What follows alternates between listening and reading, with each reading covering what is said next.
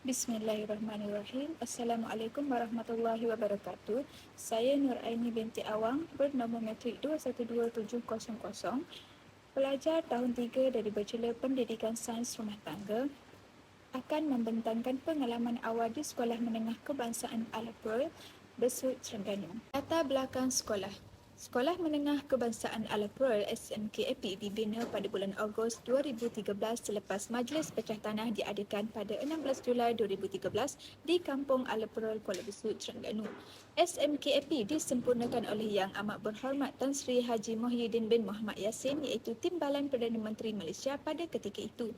Sekolah baru ini bernilai kira-kira RM30 juta dan mempunyai pelbagai kemudahan. Pada Januari 2017 merupakan hari pertama persekolahan di SMK Al-Pearl dan menempatkan seramai 300 orang pelajar di sekitar kawasan berkenaan. Tuan Haji Azizur Rahman bin Lokbihi iaitu Pengetua Cemerlang merupakan pengetua yang pertama di SMK Al-Pearl ini, manakala seramai 16 orang guru mula melapor diri pada hari tersebut dan menjadi guru perintis di sekolah yang serba baru ini. SMKAP juga merupakan sekolah menengah yang ke-21 yang dibina di daerah Besut. Kini, bilangan guru SMK Al-Pearl adalah seramai 40 orang di bawah pimpinan Tuan Muhammad Zainuddin bin Awang yang merupakan pengetua kedua di SMK Al-Pearl. Misi Sekolah Menengah Kebangsaan Al-Pearl adalah untuk melestarikan sistem pendidikan yang berkualiti untuk membangunkan potensi individu bagi memenuhi aspirasi negara. Visi pula iaitu pendidikan berkualiti, insan terdidik, negara sejahtera. Moto SMKAP adalah berilmu, beramal dan berakhlak, manakala slogan SMKAP adalah SMKAP Towards Effective School. Lokasi sekolah.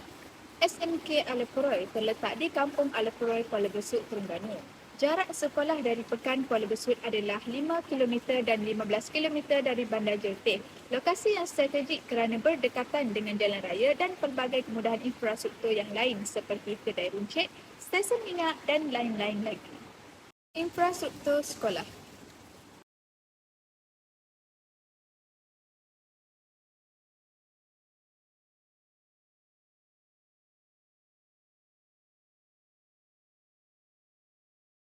Pemerhatian terhadap proses pembelajaran dan pemudahcaraan di dalam bilik darjah.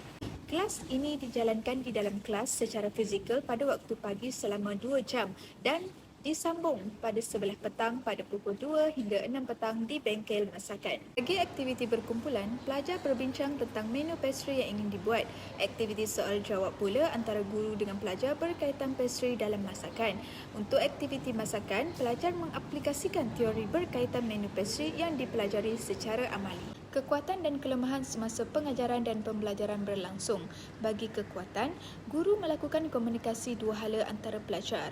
Kebanyakan pelajar tidak mempunyai masalah dalam menjalankan amali masakan ini dan sentiasa bertanya kepada Cikgu Latifah jika mereka tidak memahami sesuatu perkara. Sesi soal jawab. Kaedah didaktif terusnya adalah membentuk kemahiran maklumat, media dan teknologi, menggalakkan refleksi kendiri dan refleksi rakan, dan kekuatan terakhir adalah membentuk kemahiran menyelesaikan masalah. Dapat juga beberapa kelemahan yang diperhatikan sewaktu PDP ini berlangsung seperti penggunaan ICT, iaitu tidak semua pelajar dan guru mahir dalam ICT. Hal ini menyebabkan proses PDP sedikit ketinggalan kerana guru atau pelajar terpaksa menerangkan sendiri kemahiran tersebut. Alat bantu mengajar ABM yang digunakan juga terhad dan tidak menarik, menyebabkan pelajar mudah bosan dan hilang fokus semasa PDP. Oleh itu, para guru perlu membuat persediaan awal sebelum PDP bermula bagi mengelakkan sebarang kekangan atau masalah berlaku ketika PDP bermula. Aktiviti kurikulum. Cikgu Latifah menggunakan beberapa kemudahan alat bantu mengajar ABM dan bahan bantu mengajar BBM untuk memastikan PDPC berjalan dengan lancar dan pelajar faham. Cikgu Latifah menggunakan modul latihan buku teks dan kertas A4 untuk pelajar. Kertas A4 disediakan kepada pelajar untuk menulis resepi-resepi berkaitan pastry. Alat elektronik ini sangat penting untuk pelajar generasi kini kerana mereka akan mudah faham apabila melihat dan menggambarkan sendiri bagaimana rupa, bentuk serta kaedah untuk membuat pastry seperti yang tertulis dalam silibus buku teks. Antara contoh penggunaan alatan elektronik adalah melalui perkongsian video pastry yang dihantar oleh Cikgu Latifah kepada pelajar tingkatan 5 aliran sains rumah tangga menggunakan aplikasi WhatsApp. Amalan pedagogi. Yang pertama iaitu kaedah didaktif.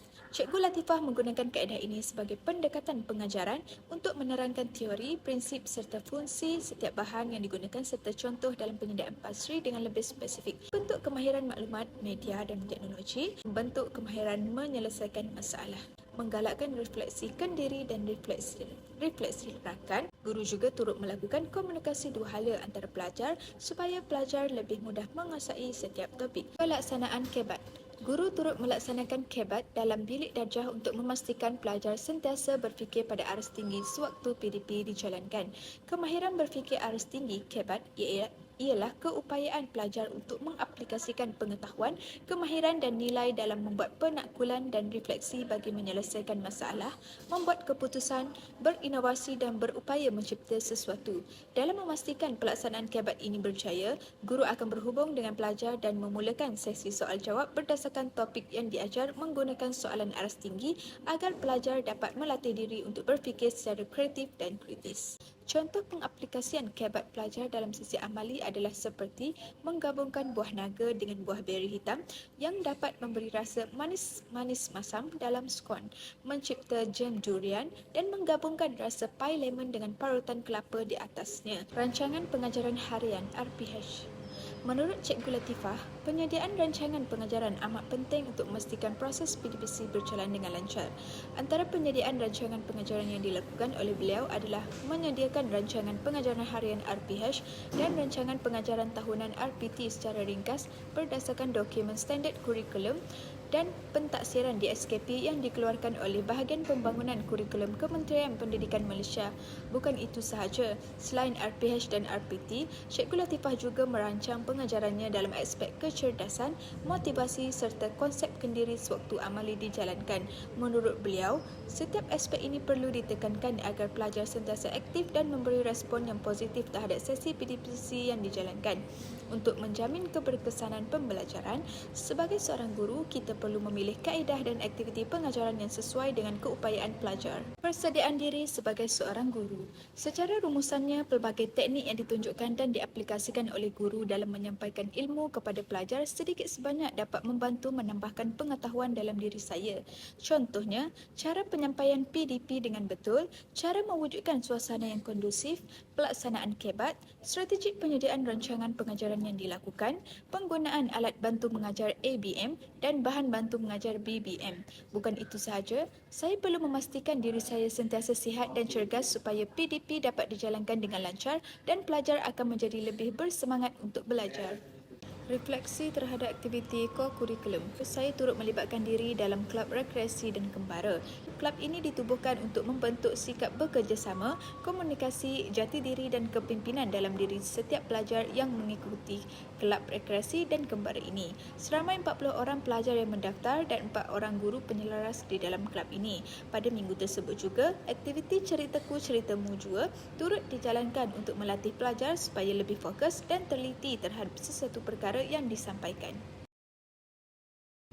Kepentingan ko-kurikulum terhadap profesionalisme keguruan. Aktiviti ko-kurikulum adalah kegiatan yang dirancang selain dari proses PDP di dalam bilik darjah. Melalui aktiviti ko-kurikulum, guru dapat mengenal pasti tahap kemahiran pelajar seperti merancang, membimbing, melaksana serta menilai dalam menguruskan aktiviti. Para guru juga dapat memahami dengan lebih mendalam tentang tugas-tugas yang perlu dijalankan dalam pengurusan ko-kurikulum. Hal ini menunjukkan guru perlu merancang dengan baik sesuatu aktiviti tersebut bagi memastikan ianya berjalan dengan lancar dan mampu memberi komitmen sepenuhnya terhadap pengurusan aktiviti ko-kurikulum. Sebagai bakal guru, ianya amat penting untuk saya mengetahui cara pelaksanaan aktiviti ko-kurikulum supaya dapat bersedia untuk mengendalikan ko-kurikulum pada masa akan datang. Refleksi terhadap budaya sekolah dan budaya kerja. Kekuatan budaya sekolah. Yang pertama iaitu budaya 3S, senyum, salam dan sapa. Budaya ini dapat mengeratkan hubungan silaturahim antara satu sama lain. Kesan daripada pengamalan budaya 3S ini, para pelajar akan lebih menghormati guru serta tidak malu untuk bertegur sapa. Selain itu, budaya datang awal ke sekolah dan budaya bacaan Al-Quran juga dapat membantu pelajar mengurus masa dengan baik. Dengan ini, pelajar dapat mengikut peraturan sekolah yang ditetapkan iaitu sebelum 7.20 pagi, para pelajar perlu berada di sekolah untuk bacaan Al-Quran sebelum PDP bermula. Seterusnya, budaya kerja di SMK Alaproy turut mempunyai kekuatan iaitu budaya guru penyayang dapat dilihat melalui program Mentor Menti bagi membina hubungan mesra antara guru dan pelajar.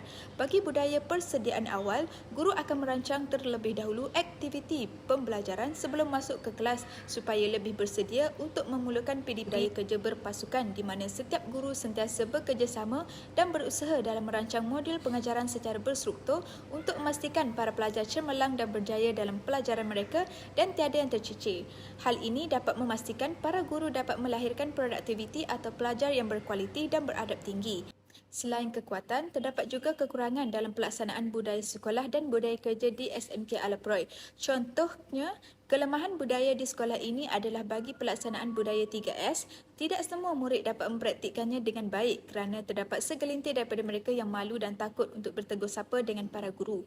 Pelaksanaan budaya datang awal ke sekolah juga ada kurangnya. Hal ini demikian kerana terdapat segelintir pelajar yang tinggal jauh dari sekolah dan tidak dapat menguruskan masa mereka dengan baik untuk datang lebih awal ke sekolah. Walau bagaimanapun, ada juga pelajar yang sengaja melengah-lengahkan masa mereka untuk datang ke sekolah, terutamanya pelajar yang datang menaiki motosikal mereka sendiri dan ia sekaligus memberi impak kepada budaya bacaan Al-Quran kerana kurang mendapat sambutan daripada para pelajar. Namun begitu, terdapat juga sebilangan kecil guru yang kekangan masa untuk bekerjasama dengan guru-guru lain disebabkan terpaksa menjalankan urusan yang lain di luar sekolah akibat pertindihan jadual dengan waktu PDP dijalankan. Hal ini menyebabkan ada pelajar yang tercicir dan ketinggalan dalam pelajaran mereka. Cadangan penambahbaikan. Meskipun terdapat kekurangan, terdapat beberapa penambahbaikan yang perlu dibuat untuk memastikan budaya ini tidak ditelan zaman seperti pengamalan budaya 3S senyum, salam dan sapa secara meluas di Sekolah Menengah Kebangsaan Alaproy.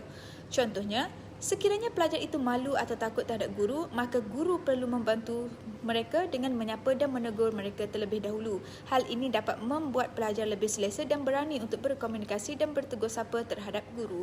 Guru juga boleh mengambil tindakan disiplin terhadap pelajar yang datang lewat ke sekolah melebihi 3 hari sebagai peringatan untuk mereka datang lebih awal. Bagi budaya kerja pula, pihak pentadbir sekolah perlu memastikan guru-guru yang terlibat dengan pelajar yang akan menduduki peperiksaan yang penting seperti SPM perlu dikosongkan jadualnya.